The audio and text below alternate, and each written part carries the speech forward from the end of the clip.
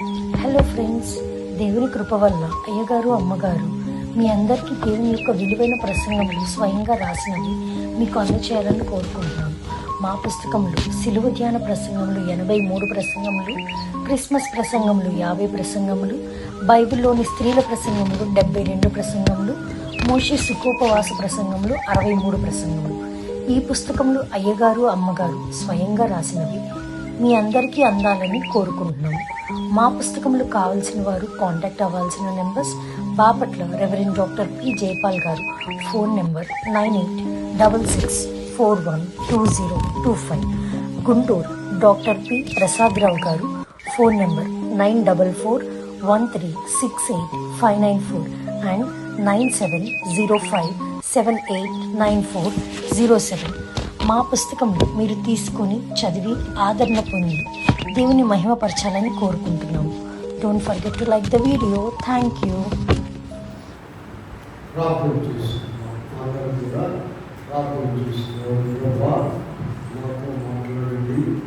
అని ప్రార్థన చేసుకోవాలి. నేను వాక్యం విని భద్రపరుచుకునేందుకు దయచేయలేదా అని ప్రార్థన చేసుకోవాలి. కార్యక్రమంలో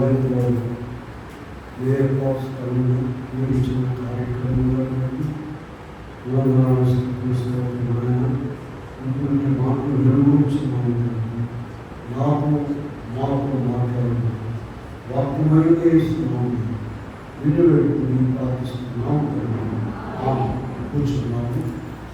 దైవా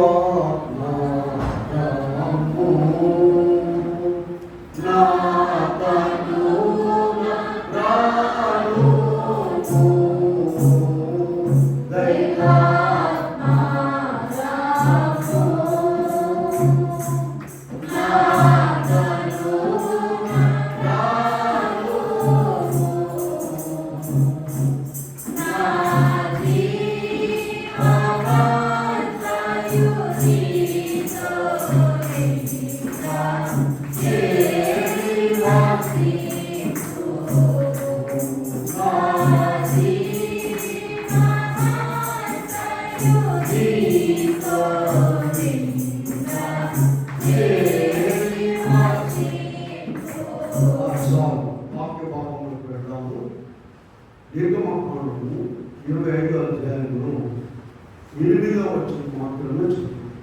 నేను వారిలో నివసించున్నాను, వారు నాకు పరిశుద్ధ స్థలమును నిర్మించుకోవాలి. దేవుని బిడ్డలారా, ప్రభువు నామమున కృపా సమాధానము దేవుడు మీకెల్లరికీ అనుగ్రహించును. దేవుడు ఒక మాట చెప్పాడంటే ఆ మాట ఎన్ని తరాలకైనా, ఎన్ని యుగాలకైనా, కోట్ల సంవత్సరాలకైనా సరే ఆయన మాటలో ఉంటుంది. చూడండి, లూకా సువార్త 1:37లో ఒక మాట ఉంది. 1:37లో దేవుడు చెప్పిన ఏ మాట అయినను నిరర్థకము కాలేదు. ఇక్కడ నిర్గమకాండంలో చూస్తే ఇంతవరకు సంఘంలో 40 దినాల పూట జరుపుకున్నాము. ఎంతో ఘనంగా ప్రభు జరిగించారు. అనేక వర్తమానాలు దేవుడు మనకు పుస్తకం ఇచ్చున్నారు కనుక చాలామంది వచ్చారు, వాక్యాహారంతో నింపబడ్డారు, అనేక మంది మాట్లాడారు, అనేక సార్లు మాట్లాడారు. అయితే ఇక్కడ చివరి ఆదివారంలో కూర్చాము. రేపు తైలాభిషేక పండుగ. రేపు అందరికి కూడా తల మీద నూనె పూసి ప్రార్థన చేస్తాం. వాక్యానుసారమే ఇక్కడ జరిగే ప్రతి మాట కూడా వాక్యానుసారం మంచి కనుక ఈ దినము చివరి ఆదివారంలో 40 దినముల సారాంశం, మోషే కుటుంబం సారాంశం చెప్పుకున్నాం. మనం చాలామంది మాట్లాడారు, అయినా కూడా అదే విషయాలు మాట్లాడారు. మీరందరూ రాలేదు కాబట్టి ప్రతి దినము సాయంత్రం 6:30 నుండి జరిగింది. అయితే ఇక్కడ చూడండి, ఐగుప్తు దాస్యం నుండి తన ప్రజలను దేవుడు మోషే నాయకత్వం విడిపించి అనేక అద్భుతాలు ప్రపంచంలో ఎప్పుడు ఎక్కడ జరగనటువంటి అద్భుతాలు చేశారు. అందుకని దైవజనులు ఏం చెప్పారంటే మోషే పూట 40 దినాలు జరుపుకోమని చెప్పారు. బైబిల్ గ్రంథంలో కానీ ప్రపంచంలో కానీ అప్పుడు ఇప్పుడు ఎప్పుడు కూడా పరలోకము దిగిందండి. దేవుడు దిగి వచ్చి మాట్లాడాడు ప్రజలతో, మోషేతో మాట్లాడాడు. దేవుడు చేతితో రాసి పదార్థాలు ఇచ్చారు. ఇవన్నీ చాలగా ఇప్పుడు మనం చదివిన నువ్వు నిర్గమకాండ 25:8 ఏం చెప్తున్నాడు చెప్పండి? దేవుడు నేను వారిలో నివసించున్నట్లు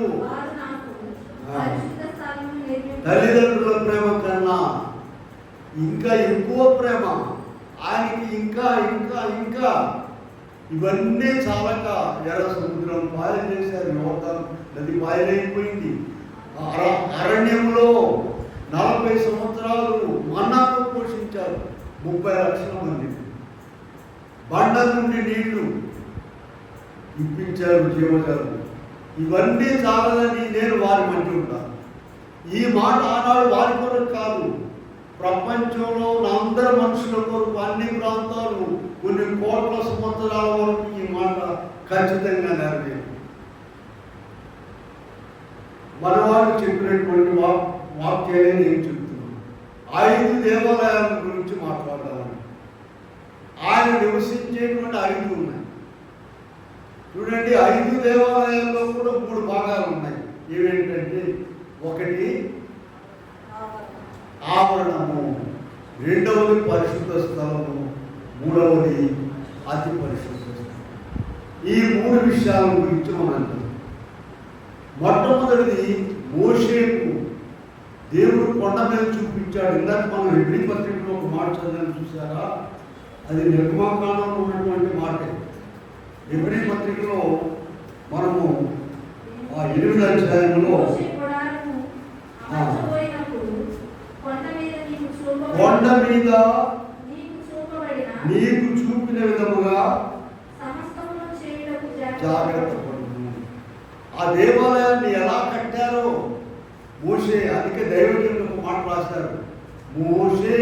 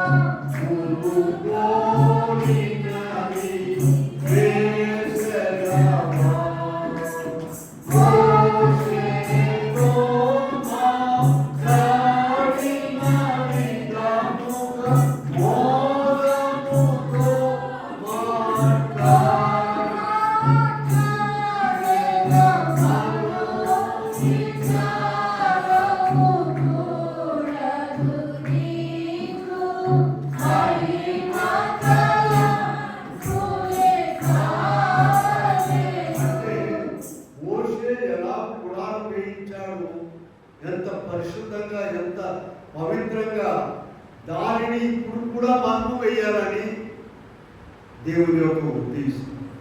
అలా నీవు మోషే వేయించిన మాదిరిగా వేయించగలిగితే నీ దగ్గర ప్రభు ఉంటాడు. చూడండి, మోషే గుడారం గురించి మరి బ్రీఫ్గా చెప్పుకుందాము. మనం ప్రతిదినం చెప్పే ఈ విషయాలు. మొట్టమొదట ఆవరణం. ఈ ఆవరణంలో ఉండేటువంటి విషయాలు ఏంటంటే, మన వాడు విన్నవాడు చెప్పేవాడు ఈజీగా చెప్పేస్తాం. అయితే క్రైస్తవులైన వారికి, అన్యులైన వారికి అసలు మోషే గుడారం కానీ, పవిత్ర స్థలము, పరిశుద్ధ స్థలం, ఆవరణం ఇవన్నీ వాళ్ళ పట్టం తెలియదు. ఎన్నాడు ఉన్నా సరే బైబిల్లో ఉన్నాయి, వాళ్ళ చేతుల్లో ఉన్న బైబిల్. చూడండి, ఆవరణంలో ఉండేవి చెప్పండి. ఇత్తడి బలిపీఠము, గంగాళం. ఈ బలిపీఠము, గంగాళం, ఆవరణం ఎందుకున్నాయంటే, దేవాలయంలోకి దేవుని దగ్గరకు వచ్చేవాడు ఆ బలిపీఠం మీద బలైపోవాలి. ముందు ఏమీ లేకుండా. గలతీ రాసిన పత్రిక 5వ అధ్యాయం 19వ వచనంలో శరీర కార్యములను ఉన్నాయి ఒక లిస్టును చూసారా? వాటన్నిటిని కూడా బలిపీఠం మీద బలించేసి గంగాళంలో ఉన్నటువంటి నీళ్లలో పవిత్రపరుచుకొని అప్పుడు లోపలికి రావాలి. అదే ఇక్కడ మనకు ఆవరణంలో ఉన్నటువంటి 2 విషయాలు విషయాలు ఏంటంటే, ఒకటి ఇత్తడి బలిపీఠము, రెండోది నిర్గమాకాండం 30 చూడండి ఒకసారి. నిర్గమాకాండం 30 అధ్యాయంలో 20-21 వచనాలు చదువుతాం.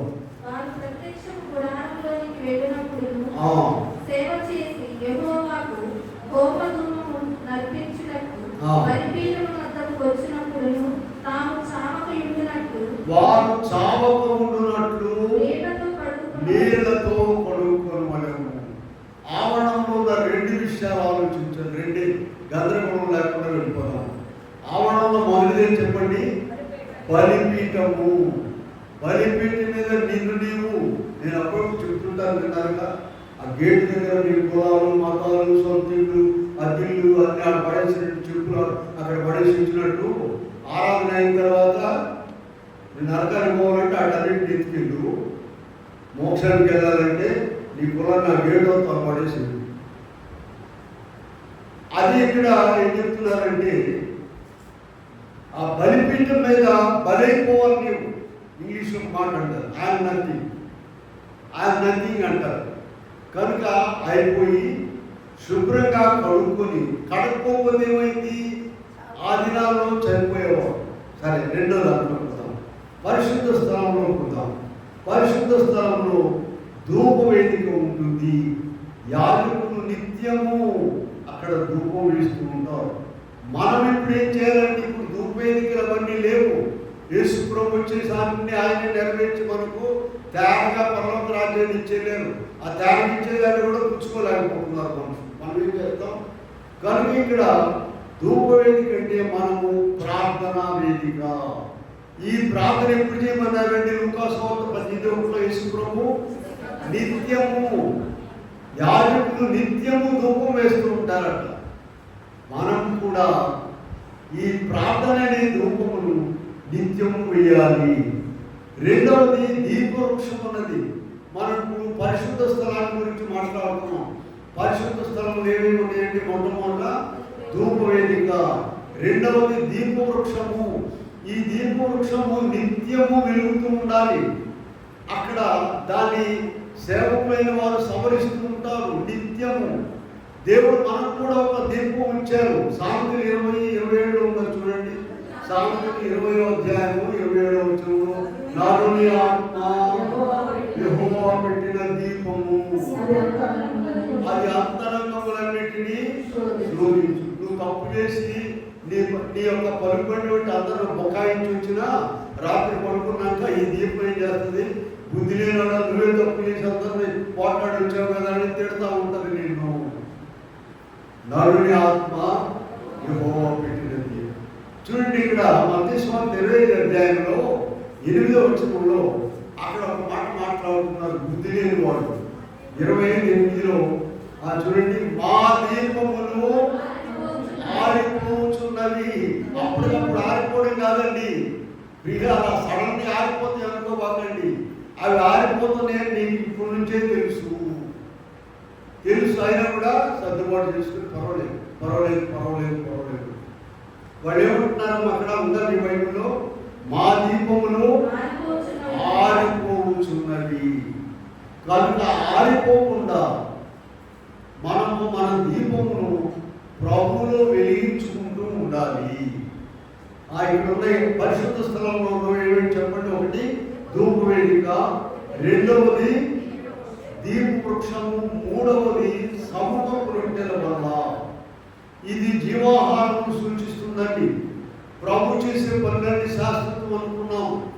ఈనాడు మనం తీసుకునే ఆయన శరీర రక్తములు ఆనాడు మోషే యొక్క ప్రత్యక్ష గుడారంలో ఉన్నాయండి.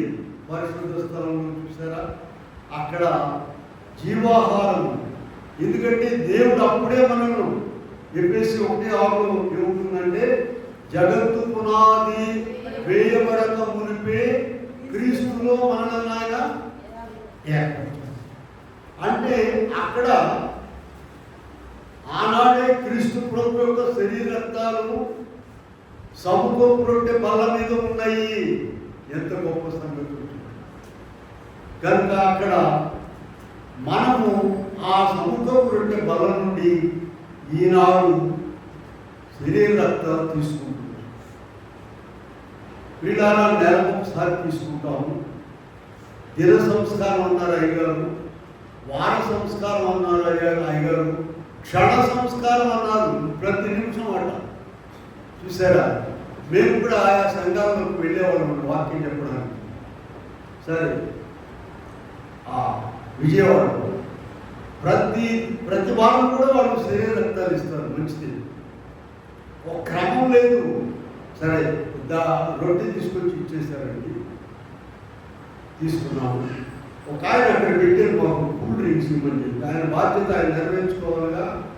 వాళ్ళు ద్రాక్షారసం తెచ్చినప్పుడు కూల్ డ్రింక్ తాగాలి మీరు అనుకున్నాడు. నేను వెళ్ళాలి, కూల్ డ్రింక్ తాగాలి మీరు. మాకు ఆయన 2 బాటిల్స్ ఇచ్చాడు మాకిద్దరికి. మరి వాక్యం చెప్పడానికి వీలేదు కదా. వేరే సంఘం ఎవరు మాట్లాడేవాళ్ళు, ఎవరు గోలవాళ్ళు. దైవజనులు ఏం చెప్పారంటే, నెలకొక్కసారి 4 రోజులు సిద్ధపడి వాళ్ళకు కూర్చి రొట్టె ద్రాక్షారసం తీసుకోమన్నారు. అయితే వారం తప్పని చెప్పలాయి గారు, నీకు ఇస్తే ప్రతిదినం కూడా తీసుకోమన్నారు. అంతరంగ సంస్కారం అని ఒకే ఏర్పాటు చేశారు. అందుకని అయ్యగారు రాశారు, నీ రక్తము ప్రతి నిమిషము నాలో ధారగా ప్రవహించున్నది.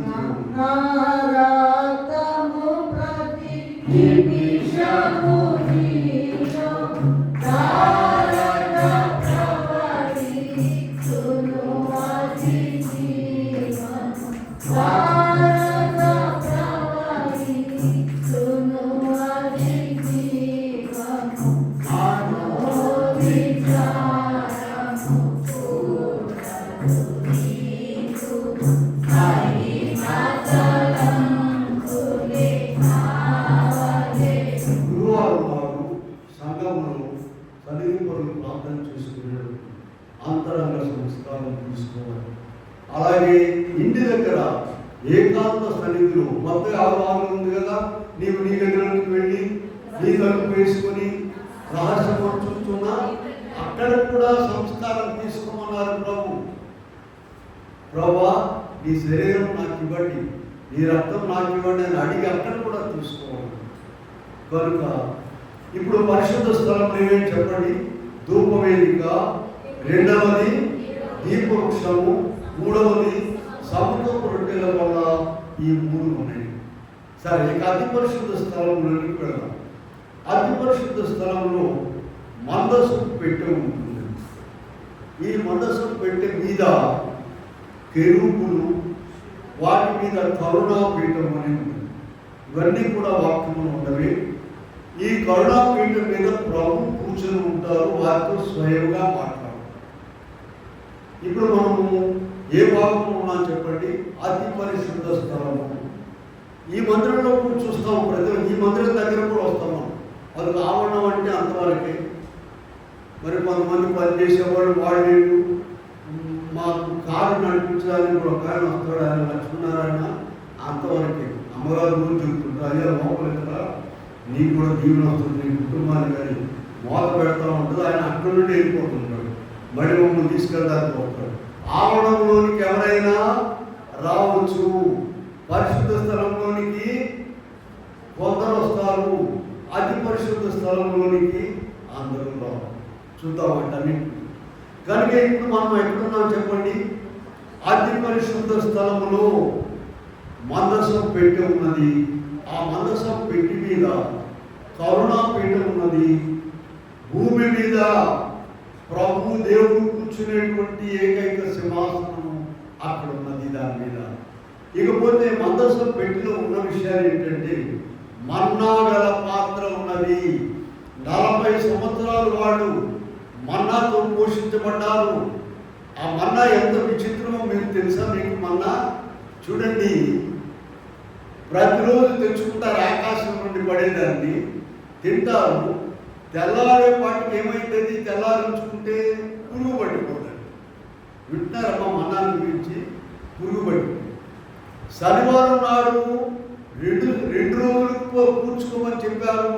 ఆదివారానికి అది పురుగు పట్టదు. ఇంకో విశేషం ఏంటంటే, ఒక బంగారు పాత్రలో మన్నాను పోసి ఉంచమన్నారు. అక్కడ వచ్చే తరతరాలు వాళ్ళు చూడడానికి అది ఎన్నాడున్నా పురుగు పట్టలేదు.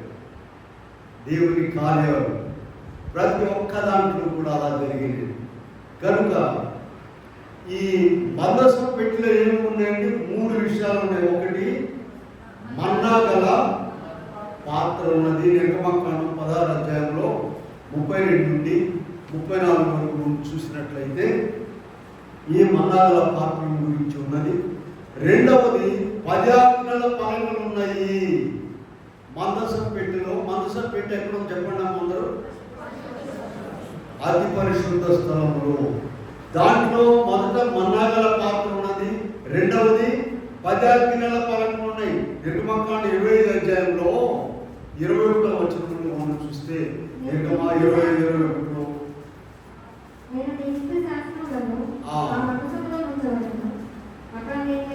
వాటిని మందసం పెట్టిలో ఉంచారు. తర్వాత మూడవది, చిగురించిన అహరోను కర్ర. మూడవది ఎక్కడుందండి? ఇది మందసం పెట్టిలో ఉన్నది.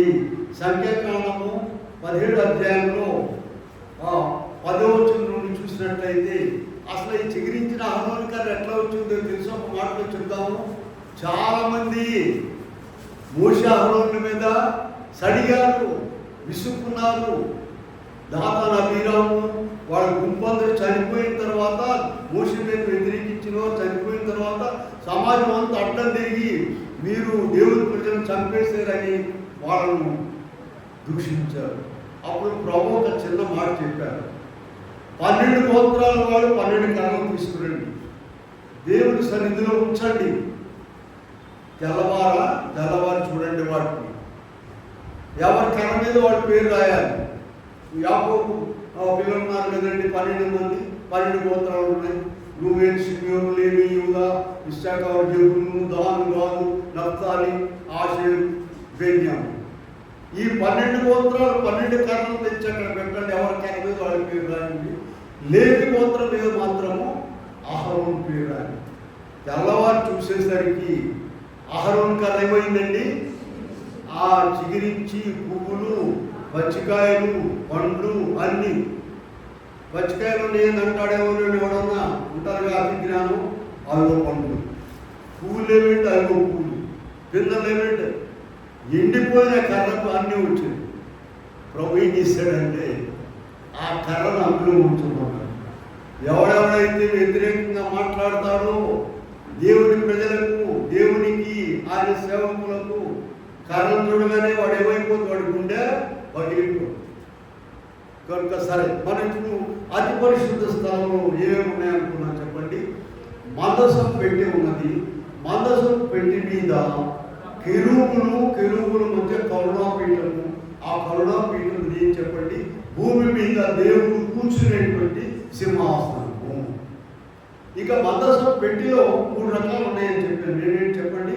మన్నా గల పాత్ర, రెండవది 10 ఆజ్ఞల 2 పలకలు, మూడవది మనవాళ్ళు ఈ 40 దినాలు కట్టది పెట్టేశారు. చెప్పేవాడు చెబుతుంటే ఎంత ఆనందమైందో. టగటగటగా చెప్పేశారు. మీరు ఎలాంటి ఎక్కడైనా చర్చిలోకి వెళ్ళి వాళ్ళని అడగండి, అసలు వాళ్ళకి తెలియదు. ఒక ఆమె నన్ను, అయ్యా మా పాత్ర గారు ఇప్పుడు యాకోబు, యేసు సంగతి మీకు చాలా చెబుతున్నారయ్యా విషయాలు. మా అమ్మ దేవుని కొట్టుకులమ్మ పుట్టిన కాదు యాకోబు, యేసు, ఇశ్రాయేలు, అబ్రాహామేనయ్యా మోకం చెప్పి. చూడండి, పుట్టిన కాడ నుంచి అబ్రాహాము, యాకోబు, ఇస్సాకు, ఏబేలు, కయీను అయిపోయింది. మరి మిగతా వాక్యం ఏంటి? వాక్యాహారం తినాలండి. కనుక సరే, ఇప్పుడు నేను 5 విషయాలు చెప్తానని చెప్పాను కదా. రెండవది ఏంటంటే, మనము 5 దేవాలయాల్లో మనం చెప్పుకున్నాము. రెండవది ఏంటంటే మనం ఆరాధించే దేవాలయము. మనం ఆరాధించే దేవాలయం ఇవన్నీ మనం కూడా చెప్పినాయి. అయినా కూడా జనసమూహం వెళ్ళలేదు కదా పాపం, వాళ్ళకు చూద్దామని. మనం ఆరాధించే స్థలంలో కూడా మొట్టమొదటి ఏం చెప్పండి? ఆవరణం ఉన్నది, పరిశుద్ధ స్థలము, ఇది అతి పరిశుద్ధ స్థలం. ఇలాగూ 3 రకాలు ఉన్నాయి. అయితే వాటన్నిటిని కూడా మనం ఇక్కడ ఇంకొక మాట మనం జ్ఞాపకం చేసుకోవాలండి. ప్రభు వచ్చిన తర్వాత వీటన్నిటిని కూడా ఆ దినాల్లో చాలా జాగ్రత్తగా లేవీయులు మాత్రమే వెళ్ళేవాడు.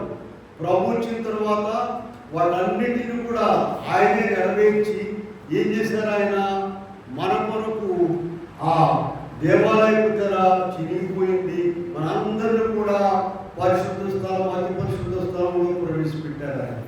సరే, కనుక ఇక్కడ రెండవది చెప్పండి, రెండవది మనం ఆరాధించేటువంటి ఆ దేవాలయం.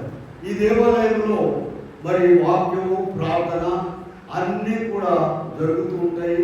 కొందరు ఆలయంలో ఎంతకాలం ఉన్నా కూడా వారి బ్రతుకు ఆవరణం వరకే పరిమితమైన, లోపల వస్తారు కానీ శరీరం లోపల ఉంటుంది, కానీ వాళ్ళ బ్రతుకు ఆవరణంలోనే ఆగిపోతూ ఉంటుంది.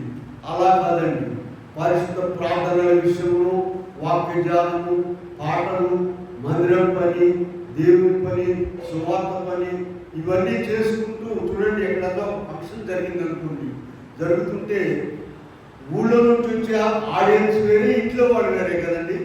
ఇంట్లో వాళ్ళు వాళ్ళ కుమారులు, అల్లుళ్ళు వాళ్ళందరూ ఏం చేస్తారండి? దూసుకుపోతారు ఇంట్లోకి. అసలు ఈ ఎవరింటి బలే తిరుగుతుంది, లోపల ఊపిరాడకుండా పనిచేస్తుంది అనుకుంటారు. అయ్యా వాళ్ళ పెద్ద కూతురండి, అమ్మో మాట్లాడేదాన్ని. మరి ఆలయంలో కూడా దేవుని బిడ్డలాగా కొంతమంది పనిచేస్తారు, కొంతమంది గెస్టులు లాగా. వచ్చాము కాకేసారు, తిన్నాము, వచ్చేస్తాం. బజార్లోనే పెడతారు ఒకసారి, లోపల ఖాళీ. అలా ఉండకూడదండి. ఇటువంటి వారు ఆవరణం వరకే పరిమితమై ఉంటారు. కొందరు పరిశుద్ధ స్థలం వరకు పరిమితమై ఉంటారు. కనుక ఇక్కడ మనం చూస్తే అతి పరిశుద్ధ ప్రభు ఏం చెప్పారంటే, లూకాసు వార్త 17వ అధ్యాయము ఒకసారి చూడండి. 17వ అధ్యాయంలో 20, 21 వచనం చూద్దాం.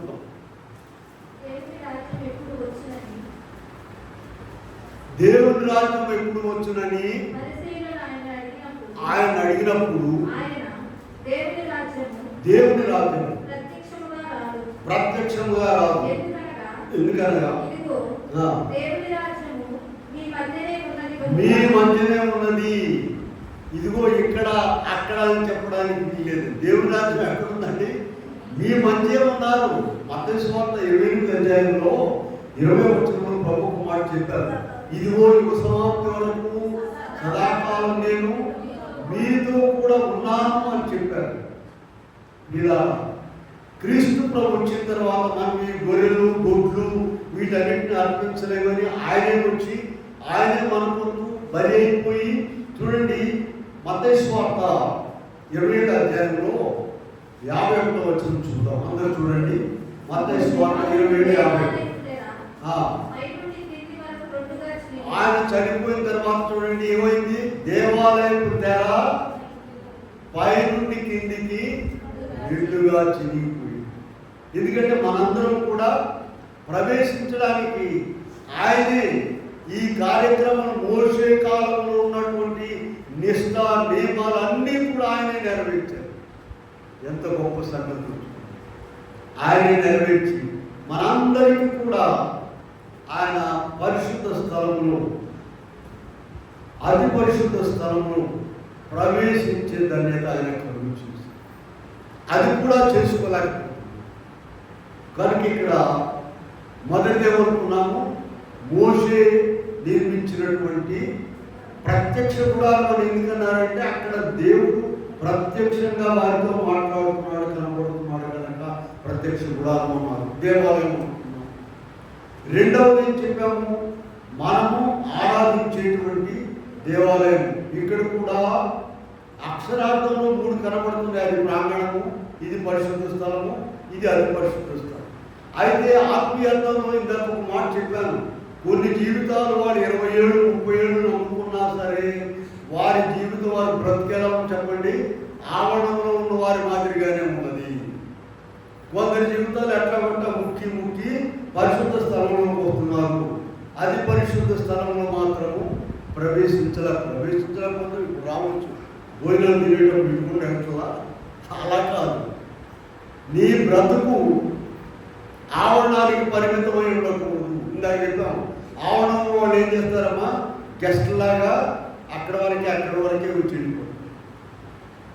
ఆయన ఆయన కుమారులు అయితే ఇంట్లో పవర్ఫుల్ ఎవరో తెలుసా మీకు? కుమారులు అమ్మ నాన్న కూడా వాళ్ళు ఇష్టం, వాళ్ళు ఎక్కడికైనా వెళ్తారు, ఏదైనా చేస్తారు, ఏదైనా పగలగొడతారు. అంటే పగలగొట్టమనిగా చెప్పేది, వాళ్ళు ఏదైనా చేస్తారు, ఏదైనా వాళ్ళకి 100% రైట్స్ ఉన్నాయి. మిగిలిన వాళ్ళు రమ్మనండి, తలుపు తెలుస్తుందో కూడా అక్కడ నుండి అంటమో లేకపోతే తలుపు కొట్టడం, లోపల ఎదురు కూడా రాదు. ఎవరు వచ్చారయ్యా కొంచెం చూద్దామా, తలుపు తీసుకున్నా కూడా గడి కొడతారు. ఎవరు వాళ్ళు? ఆవరణంలో ఉండేటువంటి వారు. మనం ఆవరణంలో ఉండేవారమా లేకపోతే ఇక్కడ ఉండేవారమా? చూడండి, మొదటి వ్యవహార పత్రిక 3వ అధ్యాయంలోకి వెళ్ళండి ఒకసారి చూద్దాం. మొదటి వ్యవహార పత్రిక 3వ అధ్యాయంలో అక్కడ మనందరము దేవుని పిల్లలమే. ఇప్పుడు అందరూ కూడా ఎవరంటే ఇప్పుడు అందరూ కూడా మొదటి వ్యవహార పత్రిక 3 ప్రారంభంలో నుంచి చూడండి. మనము దేవుని పిల్లలమని మనకి ఎట్టి ప్రేమ అనుగ్రహించడం చూడండి. దేవుని పిల్లలనే. ఈ లోకం చేత మనలను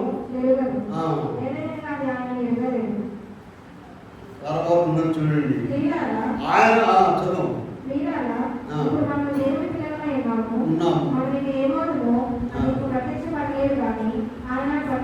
ఆయన ఉన్నట్లుగానే చూద్దుము కనుక ఆయనను పోలి ఉందుమని ఎరుగుదుము. అప్పుడు అసలు దేవుని పిల్లడంలో తేలిపోయి. ఇప్పుడు అందరు దేవుని పిల్లలు, అందరికీ 2 కాళ్ళు 2 చేతులు ముక్కు 2 కళ్ళు ఉన్నాయి కనుక అందరు దేవుని స్వరూపము పోలి కలుపుకుంటున్నాం. ప్రభు మధ్యాకాశంలోకి వచ్చినప్పుడు అసలు దేవుని పిల్లలు ఎవరు తెలియదు కనుక ఇక్కడ మనం చూసినట్లయితే ప్రియమైన వాళ్ళ మరి రెండవది చెప్పుకున్నాం చెప్పండి. మొదటిదేమో మోషే యొక్క దేవాలయం, రెండవది మనం ఆరాధించేటువంటి స్థలము, మూడవది మానవ శరీరము. మన శరీరం కూడా ఒక దేవాలయం అండి. శరీరంలో 3 భాగాలు ఉన్నాయి కదా. మొదటి దశలోకి రాసిన పత్రిక 5వ అధ్యాయం 23వ వచనంలో శరీరంలో 3 భాగాలు ఉన్నాయి. శరీరము, ప్రాణము, ఆత్మ. శరీరమేమో ఆవరణానికి గుర్తుగా ఉన్నది. శరీరం దేనికి గుర్తుగా ఉన్నది చెప్పండి? ఆవరణము. ఈ ఆవరణము ఏమేమి ఉన్నాయి? గలతీ 5:19 నుంచి ఉన్నాయి. శరీర కార్యములు స్పష్టమై ఉన్నది, గందరగోళం లేదు. ఇవన్నీ కూడా శరీరానికి సంబంధించి ఉన్నాయి. ఆ తర్వాత ప్రాణము, ఇది పరిశుద్ధ స్థలం అండి. ఈ ప్రాణంతో ప్రభువు నిత్యం స్తుతించాలి. 3వ కీర్తనలో దావీదు గారు ఏమంటున్నాడు? నా ప్రాణమా యెహోవాను స్తుతించుము, నా అంతరంగంలో సమస్తమా. చూడండి, మన శరీరంలో కూడా దేవాలయం ఉందని చెప్పాను కదా మీకు. మొదటి కొరింథీ పత్రిక 3:16, 6:19 ఇవన్నీ కట్టదే కదండి. ఏముంది దాంట్లో? 3:16, 6:19 మీ దేహము దేవుని ఆలయం అని మీరు ఎరుగరా.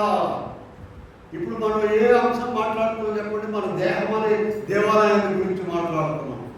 ప్రతి దాంట్లో కూడా 3 ఐటమ్స్ ఉన్నాయి. ఏం చెప్పండి? ఆవరణము, పరిశుద్ధ స్థలము, అతి పరిశుద్ధ స్థలము. వీళ్ళారా శరీరమేమో ఆవరణము. పరిశుద్ధ స్థలం ఏంటి? ప్రాణము. యెషయా గ్రంథంలోకి ఒకసారి వెళ్ళండి. యెషయా గ్రంథంలో మనం చూసినట్లయితే 38వ అధ్యాయం చూద్దాం. 38వ అధ్యాయము 18-19 వచనాలు చూడండి, చదవండి.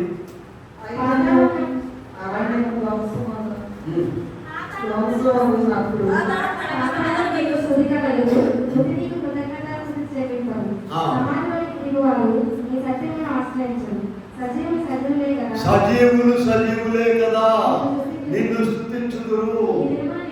ఈ దినము నేను సజీవుడనై నిన్ను స్తుతించుచున్నాను. చాలు. ఈ ప్రాణం అనేది పరిశుద్ధ స్థలము. ఈ పరిశుద్ధ స్థలంలో ఆయన స్తుతించాలి. ప్రాణంతో ప్రాణమైనాక ఏం స్తుతించాలి? అక్కడ వాక్యం ఉంది కదా, నేను ఈ దినం సజీవుడనై ఉన్నాను, నిన్ను స్తుతించుతున్నాను. సజీవులు సజీవులే కదా నిన్ను స్తుతిస్తారు. కనుక ప్రతి క్షణం కూడా, ప్రతి దినం కూడా, ఎవరి కాలంలో కాదండి, ముసలిలో అయినా కాదండి, ఎప్పుడు కూడా ఆయనే బ్రతికిస్తున్నాడు. ప్రతి క్షణం కూడా ఆయన బ్రతికించేది ఆయనను స్తుతించాలి. ఇక మూడో అతి పరిశుద్ధ స్థలం ఏంటి చెప్పండి? మన ఆత్మ. ఉన్నది ఆ మాట. మొదటి దశలోనికి రాసిన పత్రిక 5:23లో 3 ఉన్నాయి మనకు. మీ ఆత్మ, మీ శరీరము, మీ ప్రాణము 3 ఉన్నాయి అక్కడ. కనుక ఈ ఆత్మ లేక మనస్సాక్షిని, మనస్సుని ఇవన్నీ దీంట్లో చెప్పుకుంటామండి. ఇది అతి పరిశుద్ధ స్థలము, దేవుడు ఏర్పాటు చేశాడు. అయితే దీంట్లో ఒక గొప్ప ప్రమాదం ఉంది. ఇర్మియా గ్రంథంలోకి వెళ్ళండి. ఇర్మియా గ్రంథంలో 17వ అధ్యాయంలో 9వ వచనం చూద్దాం. 9వ వచనం, హృదయం అన్నిటికంటే మోసకరమైనది, అది ఘోరమైన వ్యాధి గలది. ఆ వ్యాధి గల దాంట్లో దేవుడు ఎట్లా ఉంటాడు? భూమి మీద దేవుడి సింహాసనము. అసలు మనం ఇంకా బేసిక్లో ఒక మాట చదివాను చూడండి. మొదటి కొరింథీ పత్రిక 3:16, 6:19లో ఒక మాట చదివాను. మీ దేహము దేవుని ఆలయం అని మీరెరుగరా. ఎంత క్లియర్గా రాశారు. ఈ మన దేహమును ఇందాక ఒక మాట చదివాను చూశారు మనం ఆరాధనలో. లూకా సువార్తలో యేసు ప్రభు ఏం చెప్తున్నారంటే, లూకా సువార్త 19వ అధ్యాయంలో 46వ వచనంలో, నా మందిరము రాయబడి ఉన్నది. ఏం చేశారంటమ్మా? దొంగల గుహగా చేసింది ఎవరు? నీవే. నీవే నీ శరీరాన్ని దొంగల గుహగా చేసేసావు. దేవుని స్తుతించకుండా, దేవుడు లేకుండా, లోకము ఊళ్ళో ఉన్న చెత్త అంతా కూడా నీలో వేసుకొని దొంగల గుహగా చేసేవారు ప్రభుత్వం. కనుక ఇప్పుడు మనం మొదట ఏ ఆలయం గురించి మాట్లాడాలని చెప్పండి. ఐదంగా మళ్ళీ అడుగుదాం. మోషే యొక్క దేవాలయము. రెండవది మనం ఆరాధించేటువంటి స్థలము. మనం ఆరాధించే స్థలము రెండవది. మూడవది ఏంటి? మన దేహం అనేటువంటి దేవాలయము. మన దేహం అనే దేవాలయంలో కూడా ఏమున్నాయి చెప్పండి? 3 ఉన్నాయి. ఆవరణం అంటే ఏంటి? శరీరము. మరి పరిశుద్ధ స్థలం అంటే ప్రాణము. ప్రాణం ఉంటేనే ప్రాణం విలువ తెలియదు. కాళ్ళు చేతులు ఊగుతుంటే కూర్చున్నాడు, లేకపోతే తీసుకెళ్ళి కట్టగట్టాడ పడేస్తారు. మంటల్లోనూ ఆడే మంటలో, మనలో గొంతులో, రెండో ఒకటి. ఇక సెకండ్ కూడా ఉంటుంది. అబ్బాయి ఈయన ప్రధానమంత్రి చేశాడండి, ముఖ్యమంత్రి చేశాడన్నా కూడా కానీ ఏది కానిచ్చేది పాతి పెట్టాలి. వీళ్ళగా జీవము ఎంత విలువైందో చూడండి, ప్రాణం. కనుక ప్రాణం ఏంటి చెప్పండి? పరిశుద్ధ స్థలము. అతి పరిశుద్ధ స్థలం ఏది? ఆత్మ. అక్కడ ప్రభువు నివసిస్తాం. కనుక ఇక్కడ మనం ఈ ఆత్మకు మరణం లేదండి. ఇందాక మాట చెప్పాము. సామెతలు 20వ అధ్యాయంలో 27వ వచనంలో, నాలుని ఆత్మ యెహోవా పెట్టిన దీపము, ఇది ఆరిపోదండి. మీ ప్రకటనలోకి వెళ్ళినట్లయితే ఒకసారి 20వ అధ్యాయంలో 12, 13 వచనాల్లో, కొద్దివారేమి గొప్పవారేమి మృతులైన వారందరూ కూడా ఆ న్యాయ సింహాసనం మీదకి వచ్చేస్తారు. ఆ ప్రభు కూర్చొని ఉన్న దగ్గర ఆ తీర్పు అయిన తర్వాత అగ్నిగుణంలోకి వెళ్తాం. మొదటి దశలోనికి రాసిన పత్రికలో 4వ అధ్యాయంలో మనకు తెలిసిన విషయాలు 16, 17 వచనాలు. 16వ వచనమేమో మృతులైన వారి కొరకు రాశారు. 17వ వచనమేమో మన కొరకు ఆ మీదట సజీవుని నిరీక్షణ మనము వారితో కూడా ఆకాశ మండలములకు మేఘముల మీద కొనుక్కోబడును కాగా సదాకాలము. అక్కడిక డేట్లు పగలు రాత్రి ఉన్నదండి. ఇప్పుడంటే ఏ సంవత్సరం ఏ డేట్ అంటప్ప, పరలోకంలో డేట్లు అయ్యే ఉండవు. పగలు లేదు, రాత్రి లేదు, అంత పగలు. కనుక మన దేహము కూడా దేవాలయము. ఎక్కడుందండి? బైబిల్లో చూపించు. తర్వాత 4వ దాంట్లో మన గృహము కూడా దేవాలయమే. మన ఇల్లు కూడా దేవాలయమే. కొన్ని ఇల్లేమో నేను మీకు 2 రిఫరెన్స్ చూపిస్తాను చూడండి. సామెతలు 2:18 ఉండిపోయాడు. సామెతలు 2:18 అందరూ తీసి చూడండి. 2 రిఫరెన్స్ చూపిద్దాం. 2:18 దాని ఇల్లు మృత్యువునొద్దకు మృత్యువునొద్దకు దారి తీయును. అది నడుచు చాలు చాలు. దేని ఇల్లు చూడండి. చూడండి తర్వాత సామెతలు 7:27 చూడండి ఒకసారి. అక్కడ ఇంకో ఇల్లు ఉంది. 7 దాని ఇల్లు పాతాళమునకు పోవు మార్గము, ఆ మార్గము మరణశాలకు దిగిపోవును. కనుక ప్రియులారా, మన ఇంట్లో 2 ఉన్నాయి. ఏమున్నాయి చెప్పండి? నరకం ఉన్నది, పరలోకం కూడా ఉంది. ఇందాక ఒకటి ఎప్పుడని చెప్పాను కదా, ప్రభు ఏం చెప్పాడు? ప్రభుని అడిగారు, అయ్యా పరలోక రాజ్యం ఎప్పుడు వస్తుంది ఏంటి అని అడిగితే ఆయన ఏం చెప్పారు? పరలోక రాజ్యం మీ మధ్యనే. ఇల్లే స్వర్గం అంటారు. ఇలా మా ఊళ్ళో వాడు ఇల్లే స్వర్గం అంటారు. కొంతమందికి ఇల్లే ఇంట్లో సెకండ్ కూడా ఉండలేరు, బయటకు వెళ్ళి అని గట్టుకుంటూ పీల్చుకుంటారు. ఎందుకంటే అంత టెన్షన్లు, ఆమె చూసి ఈ బాధ ఏం చెప్తారు. ఇక మామూలుగా ఎండుగడ్డ పచ్చిగడ్డ దగ్గర పడుతుంటారు కదా. ఆ ఇంట్లో పరలోక రాజ్యం ఉందా ఏమో చెప్పండి? ఇద్దరు కలిసి ప్రభువుకు ఉండేటట్లు పరలోకం అంటే ఇద్దరు లాభమైన పిల్లలు ఉన్నారుగా, అందరూ కలిసి ప్రభువుకు ఉండేటట్లు చేసుకోవాలి. డ్రామాలు చూడండి. ఎవరైనా గెస్ట్లు వచ్చారనుకోండి, నాన్న తల్లి, ఆ తల్లిని పిలువు, ఈ నాన్న పిలువు, వాళ్ళని ఇక ఆ లాంగ్వేజే మారిపోతుంది. వీడాలా అది అది దేవుడు నివసించే ఇల్లు కాదు. డ్రామా యాక్టర్లు వాళ్ళందరూ కూడా. అమ్మా ఎవరైనా వచ్చినప్పుడు చక్కగా ప్రేమగా ఉండేవాళ్ళు ఎవరు వీళ్ళందరూ చెప్పండి? పెద్ద డ్రామా యాక్టర్లు. నిజమైన భక్తున్న వాళ్ళు ఎప్పుడు కూడా ఒక మాదిరిగానే ఉంటారు. సరే, ఇప్పుడు మనం ఎన్నో దేవాలయంలోకి వచ్చాం చెప్పండి? 4వ దేవాలయము మన ఇల్లు. ఇంటిని నీవు సర్దుకోవాలి. అందరి బాధ్యత అండి, అందరి బాధ్యత.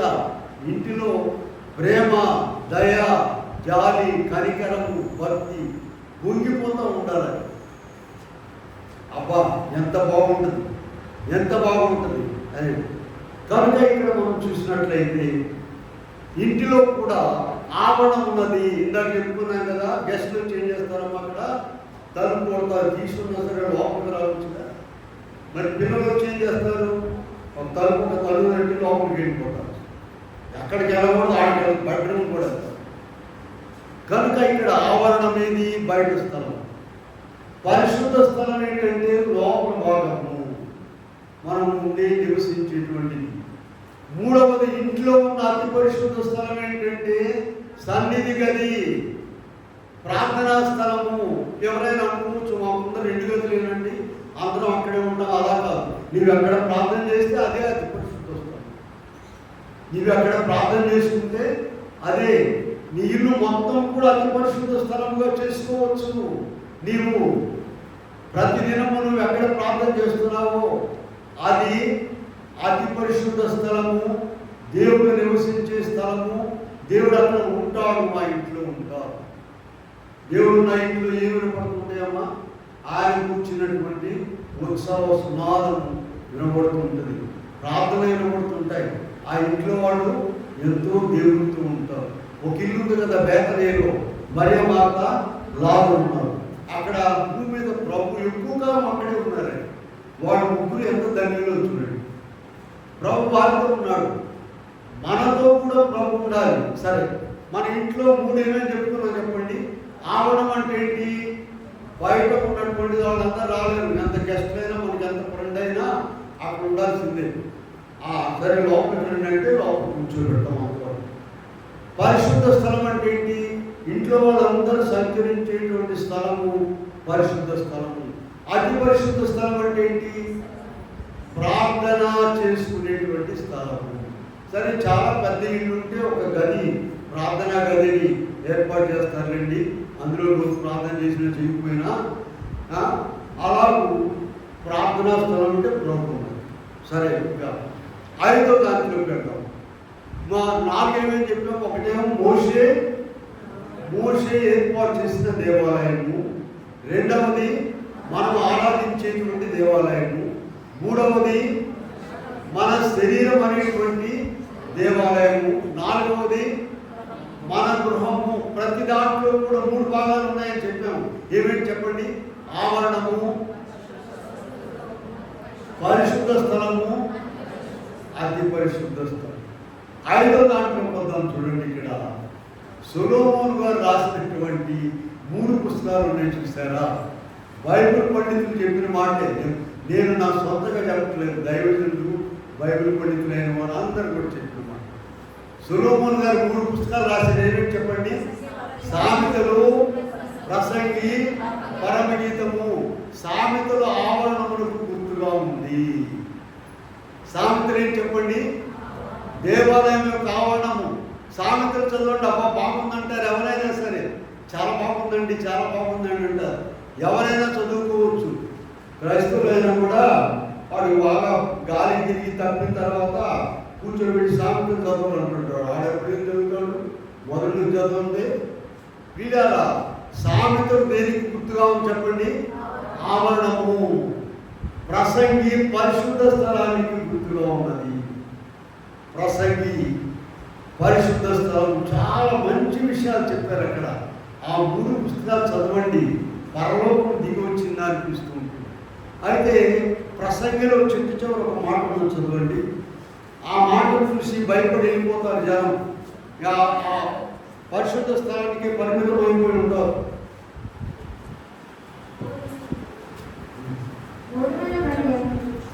ప్రసంగి చివరి అధ్యాయము చివరి మాట, గూఢమైన ప్రతి అంశముల గురించి విమర్శ చేయనప్పుడు అది మంచిదే కానీ తీర్పులోనికి తెచ్చును.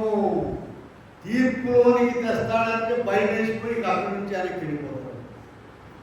అయ్యా తీర్పున్నది, జాగ్రత్త, నీవు విసుకుంటున్న మాట్లాడవద్దు, పనులు చేయొద్దు, నీవు జాగ్రత్త జాగ్రత్త అని చెప్పినామంటే భయం. సరే, ఈ 3 పుస్తకాలు ఏం చెప్పుకున్నామా? మొదటిది ఆవరణములకు గుర్తేంటి? సామెతల గ్రంథము. ఎక్కడైనా ప్రపంచంలో ఎక్కడైనా చెప్పండి, దైవజనులైన వారు, భక్తులైన వారు, బైబిల్ పండితులైన వారు ఒప్పుకొని ఏకగ్రీవంగా ఈ 3 విషయాలు చెప్పారు. దైవజనుడు దేవదాసయ్య గారు కూడా చెప్పారు. రెండవది ఏంటి? పరిశుద్ధ స్థలం అంటే ఏం చెప్పండి? ప్రసంగి. అతి పరిశుద్ధ స్థలము, పరమగీతము. అతి పరిశుద్ధ స్థలంలో ఎవరెవరు ఉంటారు చెప్పండి? ప్రియుడు, ప్రియురాలు ఉంటారు. ఊళ్ళో ఉన్న ప్రియుడు ప్రియురాలు కాదండి. మనసుకి పోయిందంటే మొత్తం పప్పులు కాలేసినట్టు. ఊళ్ళో అంతా ప్రియులే, ఇప్పుడు ప్రియుడు ప్రియురాలు. ప్రియా ప్రియా సస్తున్నారు నరకానికి పోవడానికి. ప్రియులారా, పరమగీతం చదివేటప్పుడు ఆ ఆలోచన రాకు. ప్రియురాలంటే ఏంటో తెలుసా మీకు? చూడండి, మత్తయి సువార్త 13వ అధ్యాయం ఉంటుంది. ఒక మాట చూద్దాం. మత్తయి సువార్త 13వ అధ్యాయంలో ఒక మాట చూపిస్తాను. 8వ వచనం చూడండి. కొన్ని మంచి నేలను, ఒకటి 100 అరుదంతలుగాను. చూడండి, 100 పట్టులో ఉన్నవారే ప్రియురాలు వరుసలో ఉంటారు. ప్రియుడు ఎక్కడున్నాడు అక్కడే ఉండేది 100 పట్టులో. మీరు కాలేజీలో పోయి చదువుకున్న వాళ్ళని అడగండి. కాలేజీ మొబైల్ తీసుకుని వాళ్ళు ఉంటారుగా, అమ్మ 100కు 100 తెచ్చుకోవడం ఎంత కష్టమని తెలియకని అడగండి. మోత మోగిపోవాలి. 70-80 ఇస్తేనే అబ్బో అమ్మగారు కాలేజీలో 100 మంది వచ్చిన ఎవరండి సీట్, బైపీలో సీట్ మాకు ఇక్కడ రికమెండేషన్ చేశాడు. అయ్యా మా అమ్మాయికి 80 వచ్చినట్టు 90, అక్కడ మీకు సీట్ రాలేదు. ఒక ఆయన ఏం చేశాడంటే ఆ సంఘం జాగ్రత్త మేనేజర్ పనిచేస్తాడు. వాళ్ళిద్దరు అమ్మాయిని తీసుకుని అయ్యా ఏదో ఒక ఆర్ట్స్ ఇప్పించండి, అంత పెద్ద కాలేజీ. ఆ వాళ్ళు ఫస్ట్ క్లాస్ మార్కులు వస్తే ఇంటర్మీడియట్లో బైపీలో సీట్ ఇవ్వాల. ఆ దినాల్లో 80-70 వస్తే కానీ, అంత పర్సంటేజ్ వస్తే కానీ బైపీలు వస్తుంది. ప్రియురాలు ఇక్కడ మనం చూస్తే ప్రియురాలు మనసులో ఉండేది ఎవరు చెప్పండి? అసలు 100కు 100 మార్కులు అంటే ప్రభు యొక్క స్వరూపము. ఇక మన ఊరికి ఒంటి ప్రార్థనలు, ఒంటి డబ్బాలు కొట్టుకోవడం కాదండి. నిజంగా నిజమైన ప్రార్థన, భక్తి, విశ్వాసము అన్నీ కూడా పట్టుదల. చూసారా? కనుక ఇక్కడ మనం చూసినట్లయితే 5వ దాంట్లో ఉన్నాం మనం. 5వ దాంట్లో ఏం చెప్పండి? పరిశుద్ధ స్థలము. ఇక్కడ వాక్యంలో కానీ అన్నింటిలో కానీ 100కు 100 మార్కులు తెచ్చుకున్నటువంటి వారే. మొదటి యోహాను పత్రికలో ఇందాక చూపించాం మనం. ఇప్పుడు అందరూ కూడా దేవుని పిల్లలే. ప్రభు వచ్చిన తర్వాత మనము ఆయనను చూస్తాం కనుక ఇప్పుడు మనము దయచేసి వినండి. 5 దేవాలయాలు చెప్పుకున్నాం. ఈ 5లో మనం నేర్చుకోవాల్సింది ఏంటంటే వినాలి. నంబర్ 1 చివరి దాన్ని బట్టి ఈ 3ని మనం సరి చేసుకోవాలి. 3 దేవాలయాలు మన చేతిలో ఉన్నాయి. ఏమేమి చెప్పండి? మనం ఆరాధించే స్థలము, మన శరీరము, 3వదేంటి? ఇల్లు. ఈ 3ని కూడా మొదట మోషే దేవాలయాన్ని చూసి చివరిలో ఉన్నటువంటి పరమగీతము, ప్రసంగి, సామెతలను చూసి మనం ఈ 3 దేవాలయాలను చక్కబెట్టుకోవాలి. చక్కబెట్టుకోవడం అంటే ఏంటి? ప్రభు నివసించేటట్టు చూడండి. 40 అధ్యాయాలు అయిన తర్వాత మోషే ఎన్నో కార్యాలు చేసి నిర్గమకాండంలోకి వెళ్ళాడు. మళ్ళా ఒకసారి నిర్గమకాండము 40 అధ్యాయంలోకి వెళ్ళాడు. చివరి అధ్యాయం అది. ఏం చేశారు? 40 అధ్యాయంలో ప్రారంభంలో చదవండి. 40 అధ్యాయంలో మరియు యెహోవా మోషేతో ఇట్లా నేను మొదటి దినమున నీవు ప్రత్యక్షపు గుడారపు మందిరమును నిలవబెట్టవలెను. అచ్చట నీవు సాక్ష్యపు మందసమును నిలువబెట్టవలెను. ప్రియులారా, ప్రభువు నివసించేటట్లుగా నిలవబెట్టాలి నీవు. మొదట మోషే యొక్క దేవాలయము, చివరిలో ఉన్నటువంటి ప్రసంగి, పరమగీతము, దాంట్లో ఉన్నటువంటి దేవాలయము, ఈ రెండింటిని బట్టి మనము ఈ మధ్యలో ఉన్న 3 దేవాలయాలు ఏమేమి చెప్పండి? ఒకటేమో మన ఆరాధన స్థలం.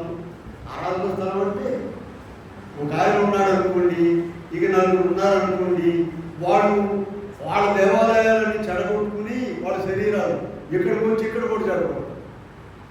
దేవాలయాలను పాటు చేసేవాళ్ళు ఉన్నారు తెలుసా మీకు? ఆరాధన స్థలాన్ని పాటు చేసి ముందు ఆయన తన దేవాలయాన్ని కట్టుకోవాలి. హృదయం అనే దేవాలయాన్ని ఎవరైతే కట్టుకుంటారో వాళ్ళు ఇక్కడ కూడా ప్రభువు నివసించేటట్లుగా నిలబెట్టాలి. మోషే తన దేవాలయమును దేవుడు నివసించేటట్లుగా నిలబెట్టాడు.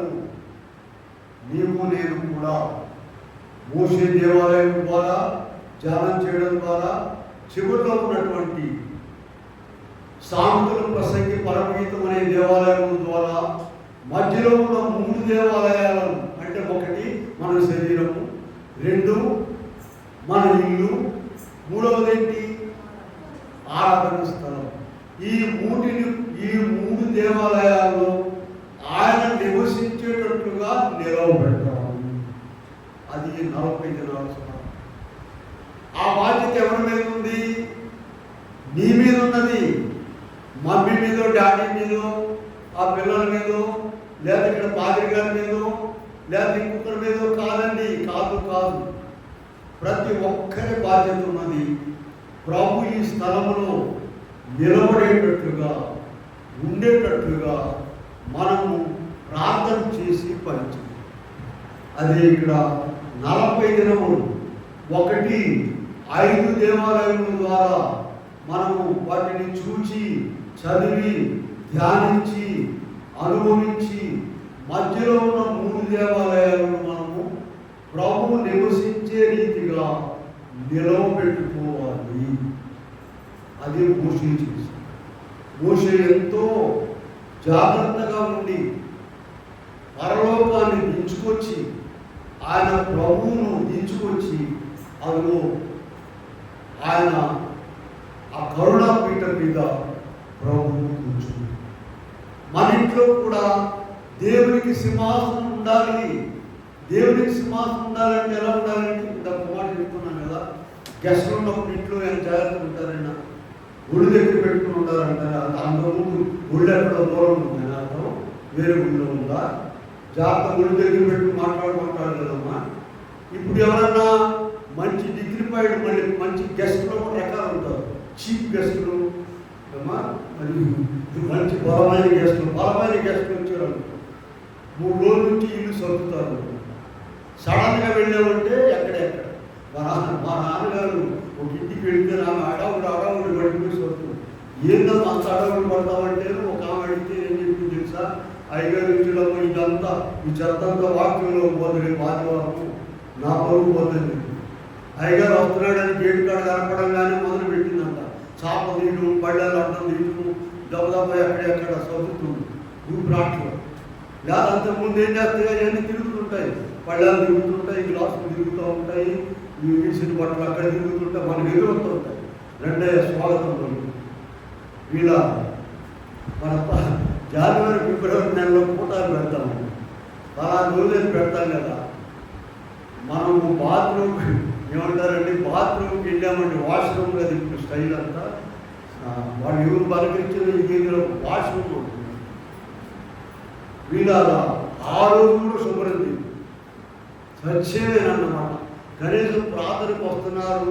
ఇక మన రోజైతే ఇక మన వాష్రూమ్ ఇక ఎట్లుంటుంది అక్కడే నరకమనే చేయడం మొదలైంది. అది మనకు సంబంధించింది కాదు. ముక్కు మూసుకుని వెళ్ళడం, బయటికి రావడం మన ఇంట్లోనే పిల్లారా.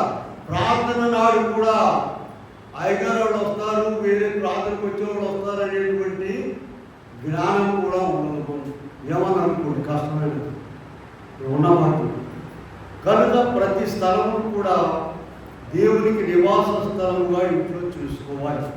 కనుక ఇక్కడ మనము మొదట ఉన్నది చివరున్న దాన్ని ధ్యానించి అనుభవించి బాగా చదివి మన మధ్యలో ఉన్నటువంటి 3 దేవాలయాలను ప్రభువు నివసించే వాటిగా నిలుపుకోవాలి. అట్టిగా నేను ప్రభు మనకు అనుగ్రహించుగా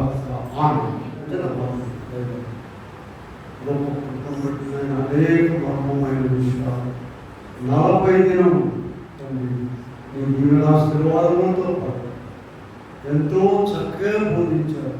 ఆ విషయాలే నేను ఇప్పుడు చెప్పాను. అందరూ చెప్పేస్తారు, విన్నారు, చెప్పేవారు, వినేవారు అందరూ బలపడ్డారు. ఇదిగో 40 దినముల సారాంశం. మేము మా శరీరము, మా గృహమును, మా ఆరాధన స్థలమైన ఈ దేవాలయము నీవు నివసించేటువంటి పద్ధతులు నిలవబెట్టుకునే కృప దయచేయండి. ప్రతి బిడ్డను దీవించున్నాను. రేపు ఆయన తైలాభిషేక పండుగ దైవజనులు చేసుకోమని చెప్పారు. మోషే ఆలయంలో ఉన్న ప్రతి వస్తువును తైలంతో అభిషేకించి ప్రతిష్ఠించారు. మేము కూడా రేపు నాయన ప్రతి మనిషి కూడా దేవాలయంలో వస్తువే కనుక వాడబడాలి. తైలముతో ప్రతిష్ఠించబోచుండగా మీరే నడిపించున్నారు. ఇతను దీవెనాశీర్వాదం బిడ్డలకు దయచున్నారు. ఏ స్నామంలో వేడుకొని ప్రార్థిస్తున్నాం. కూర్చున్నాం.